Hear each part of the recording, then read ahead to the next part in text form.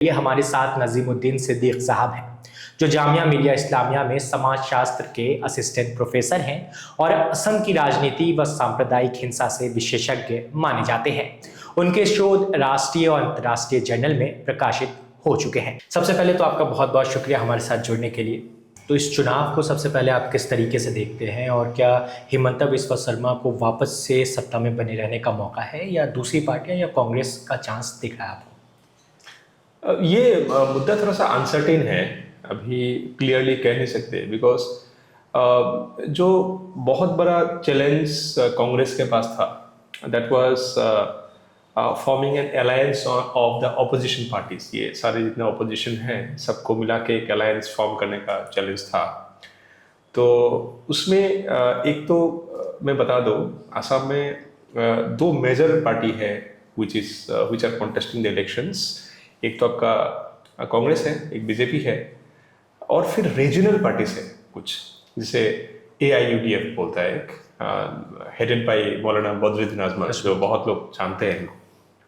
और एक regional party है जिस पार्टी के एक ही MLA है जो बहुत ही वाइब्रेंट है, Akhil Gogoi. He is very vibrant in terms of raising voice of the people and playing the true role of an opposition in assembly. लेकिन वो बहुत छोटा पार्टी है, एक ही MLA है उनके पास, but they are trying to expand in lower Assam, especially in upper Assam हो नहीं पाया अभी तक। अभी क्या देखते हैं। और तीसरा एक और एक पार्टी है जो ये लुरिनज्योति गोगोई नाम का एक व्यक्ति है, उसका पार्टी है। उसको बोलता है असम जातीयतावादी परिषद, शायद AJP बोलते हैं। तो ये जो अखिल गोगोई का पार्टी है, ये बोलता है राइजर दल। तो राइजर दल का दल और असम जातीयतावादी परिषद जो है, ये बहुत ही छोटा पार्टी है। अभी तक असम जातीयतावादी परिषद का एक भी MLA नहीं है। तो कांग्रेस ने इनके साथ मिलकर एक अलायंस बनाया है, गठबंधन बनाया है। लेकिन AIUDF जिनका पास काफ़ी MLAs है और minority specially the Muslims majority areas में उनका काफ़ी वो है, क्या बोलते हैं उसको, वॉइस है, काफ़ी पकड़ है, उनके साथ इनका अलायंस नहीं बना है। तो अभी ये देखने लायक होगा कि कैसे इलेक्शन जाता है। And Himanta Biswa Sarma and his party they are trying to basically जो मुस्लिम के ऊपर जो वायलेंस है ये करके ज़्यादा वोट लेने का कोशिश कर रहा है। काम ज़्यादा कर नहीं पाया, लेकिन बट दे आर रेटोरिकली सेइंग कि बहुत डेवलपमेंट का काम किया है, जैसे ओवरब्रिजेस बहुत बने हैं रोड में। रिमोट एरियाज का रोड अभी भी खराब है, इनएक्सेसिबल है, वो सब प्रॉब्लम है। But then they are trying to say कि ये बहुत ज़्यादा हमने डेवलपमेंट का काम किया है, जो एक्चुअली में on the ground reality if you see that is not the case. So ये बहुत मुश्किल है अभी कैसे people vote for vote in the election. तो एक आरोप कांग्रेस पार्टी पर भी है। कांग्रेस पार्टी पर इस तरीके का आरोप है कि अगर भाजपा ने या किसी भी पॉलिटिकल पार्टी ने अगर मुस्लिम विरोधी बयान दिया तो कांग्रेस ने उस तरीके से अपोज नहीं किया जिस तरीके से उन्हें करना चाहिए था। तो इस पर आप क्या सोचते हैं कि क्या मुसलमानों का सपोर्ट या किसी इस तरीके की कम्युनिटी का सपोर्ट कांग्रेस को जा सकता है? अभी Muslims are in a very difficult situation. एक तरफ तो होता है कि एक्चुअली मुस्लिम्स वांट कि बीजेपी चला जाए और majority of the Muslims and they want कि कांग्रेस सरकार में आ जाए, सत्ता में आ जाए। लेकिन कांग्रेस, जैसे आपने बताया, कांग्रेस ने मुस्लिम इश्यूज का ऊपर largely they have been silent. वो ज़्यादातर जो ह्यूमन राइट्स वायलेशन अभी बहुत हुआ है, ये मैं बोलने वाला बात नहीं है। आप असम में जाके आप ग्राउंड आप देखेंगे कि जो हो रहा है, बहुत सारे रिपोर्ट्स है। रिपोर्ट्स में तो बहुत ही कम है, लेकिन in the reality human rights violation बहुत हुआ है हाल ही में। तो उस हिसाब से मुस्लिम का जो मुद्दा है, आप उनका सिटीजनशिप का मुद्दा है या वोटिंग राइट्स कर्टेलमेंट का मुद्दा है, या अभी बुलडोजिंग जो है, जिसको बुलडोजिंग बहुत हजारों लोगों का बुलडोजिंग हुआ है वहाँ पे। और ये लोग बेसिकली बहुत गरीब लोग हैं, लैंडलेस लोग हैं, गरीब लोग हैं, और इनको फिर बांग्लादेशी बोल देना एक तरह से, ये this all are violation of fundamental rights of an individual. तो ये सारे चीज हुआ है, लेकिन Congress could not come strongly protesting all this things. उनका भी एक रीज़न है, because Assam society is very divided, right. So ऐसा जो असम का मैप है, मैप जो है आपका एक ईस्टर्न असम है, आप देखोगे तो एक वेस्टर्न असम है। Eastern Assam is dominated by mostly Asomiya Hindus, and जो वेस्टर्न असम है वो मोस्टली मुस्लिम मेजोरिटी एरियाज और बोडो मेजोरिटी एरियाज, कुछ एरियाज है। तो कांग्रेस का ये प्रॉब्लम है कि if they come out supporting the Muslim issues, what happens is that they are scared of losing votes in eastern Assam. वो बैलेंस करने के चक्कर में ये लोग जो है आवाज नहीं उठा पाते हैं, नंबर वन। और नंबर टू ये है कि जो कांग्रेस पार्टी का अंदर से मुस्लिम्स आवाज उठाने की कोशिश किया है। For example there is a sitting MLA, उनका नाम है Sherman Ali Ahmed. So he tried to raise voice about the issues of Muslims in Assam, but उनको भी पार्टी से बाहर निकाला गया। So जो भी कांग्रेस में रह के आवाज उठाने की कोशिश की है मुस्लिम्स, उनको ज्यादा स्पेस नहीं मिला है।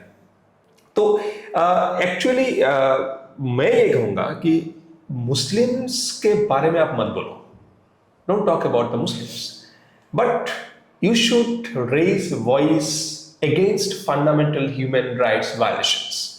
वो कोई भी कम्युनिटी का हो, कोई भी सोशल ग्रुप्स का हो, कोई भी धर्म का हो, हमें जब ह्यूमन राइट्स वायलेशन होता दिखता है तब हमें उनका अगेंस्ट में आवाज उठाना चाहिए। That is what is Congress is expected to do.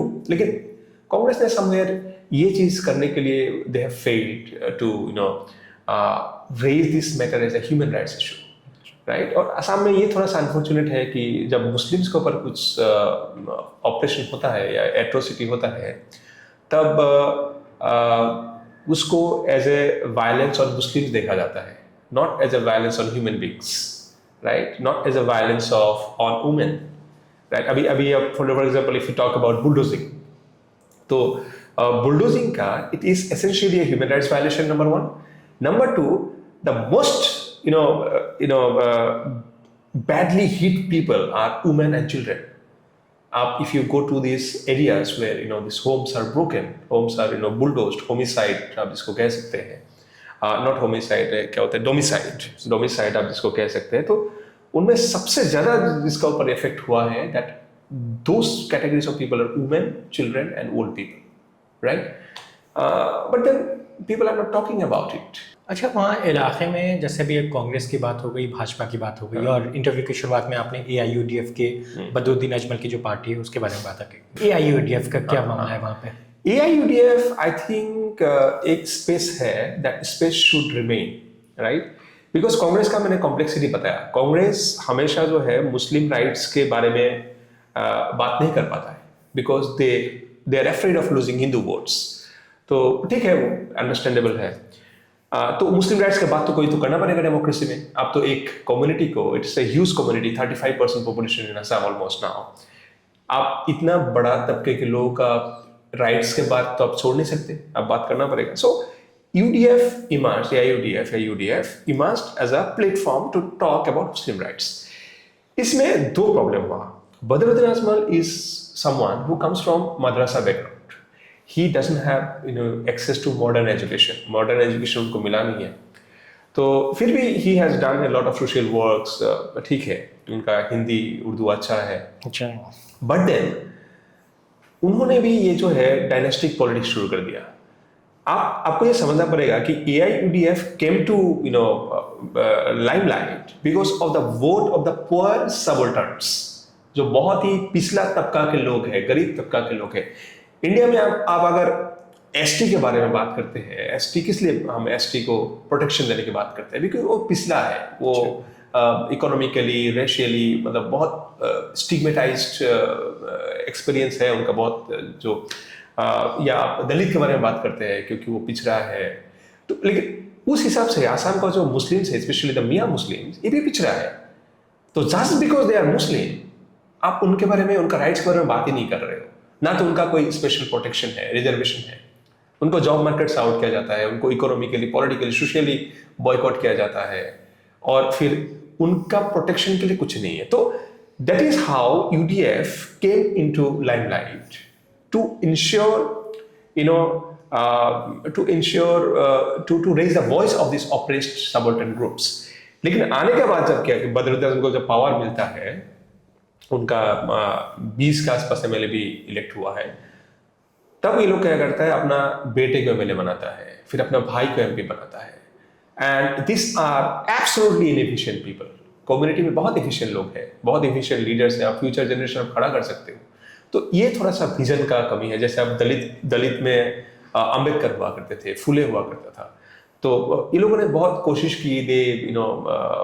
They stood up for the community, they ensured कि the future remains bright of this community और बिकम्स ब्राइटर.